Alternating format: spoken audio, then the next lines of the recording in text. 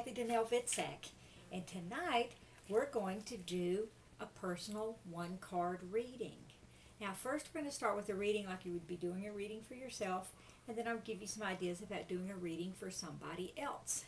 So we're going to start at the very beginning here. First thing you do, you take your card deck out, you shuffle it a little bit, and hopefully you watched the other video where I talked about how to select a card, how to shuffle, how to do all that kind of different stuff.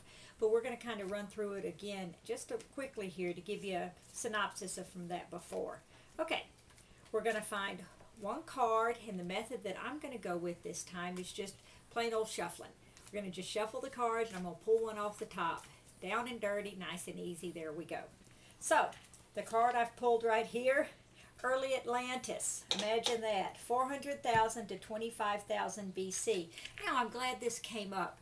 If your belief system, if you don't think the whole Atlantis, Lemuria, starseed thing is possible, pull those cards out and set them aside. If they're not working for you, you don't have to work with them. So just pull them out. But for our purposes, and because I happen to personally believe in all that kind of good stuff, I'm going to go with the Atlantis card. Now, there's a couple of ways to determine the position or the role that I lived in that past life in Atlantis.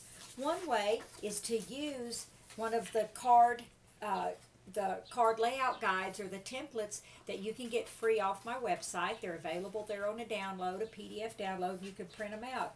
Here is the one for a one-card reading. And the dot right up there at the top in the 12 o'clock position would show you where the roll is when we toss the card.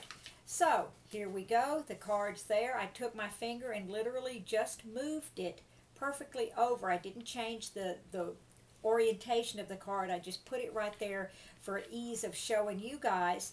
The position I got was female scholar, and you can see female scholar is right there, and that would be the role or the life that I lived in early Atlantis during that time period, would be that of a female scholar. Let's cover a couple of other things real quick because it was really close here. It was almost right on the line in between male scholar and female scholar. If that happens, there's several things you could do. You could rethrow the card. You could use your pendulum and say, was this past life that of a male scholar? And see if you get your yes or no. And I immediately got a no. And it was this past life supposed to be of a female scholar, and I got a yes. So that's one way to do that, by using your pendulum. Another way is to just sit for a moment and ask for your own intuition or your guides to come in and give you the answer for was that male or female scholar. Once again, this comes into play if the card lands right on the line to where it's kind of like reader's choice or your own intuition coming into play to determine which way it is. Okay, so we got female scholar there in that position using the layout. Now, if you wanted to, you would not have to use the layout, and you could just throw the card down. Okay, you gotta love this. I got female scholar again when I just threw the card down. So that looks like that energy is pretty much speaking to us that I need to acknowledge that female scholar energy from the early Atlantean times. So female scholar is what came up. There's a lot of, the next steps that you could take are to look up Atlantis in the book and see what it has to say on early Atlantis, female scholar. And what we have here is scholars were the brilliant minds. They constantly stretched their minds and pushed for innovative ways of thinking. In this time, they were instrumental in shaping the thought processes of the people. Brilliance was greatly revered and admired. On this side of the booklet, it also talks about more general information about the history of the era, the energy of the era, and the energy of the roles. For instance, back at this time in Atlantis, men and women shared their roles equally. There was no job that was better for men or better for women.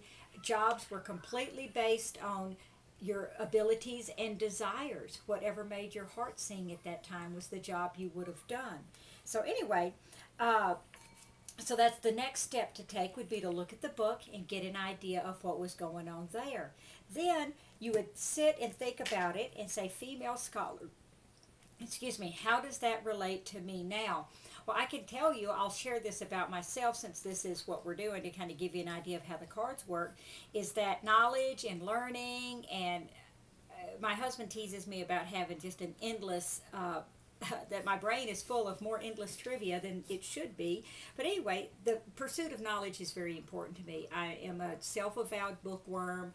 I just love learning. I love reading. I love knowing. Yep, I'll admit it, Discovery Channel addict here. Anything about along those lines, I'm there.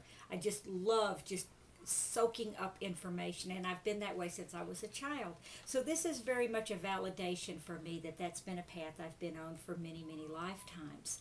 So that it gives you an idea of how you would do a personal card reading, just quick and easy, throwing the card down and getting the information. Now, what I could also do would be, if I'd had an issue along these lines, if I had set my intention for something different, like, you know, what energy do I need to work with in this present life? Well, in the early Atlantean times, they were pretty focused. And it could be that sometimes I focus on the pursuit of knowledge and learning more to the exclusion of relationships or dealing with the actual people in my lives, or taking care of some other things that I'll put things on the back burner that probably deserve some attention, people, relationships, that type of thing, to read a book or to look up something else on the internet. So that could be a message that's there for me too, is one of balance, because we all know what happened with Atlantis when things got out of kilter there. So hopefully that gives you an idea of how you can do a one card reading for yourself. Just a quick overview here. Once again, we shuffle the cards. Shuffle the cards, top, bottom, middle, it doesn't matter. This is, once again, is our easy method. Pull the card, throw it down, 12 o'clock position, you get your reading, and there you go. So once again, thank you for watching this video. I hope it helped, and I'm going to continue this series of videos for each of the different types of readings. This was just our instant karmic connection reading to just give a good overview, and I thank you and hope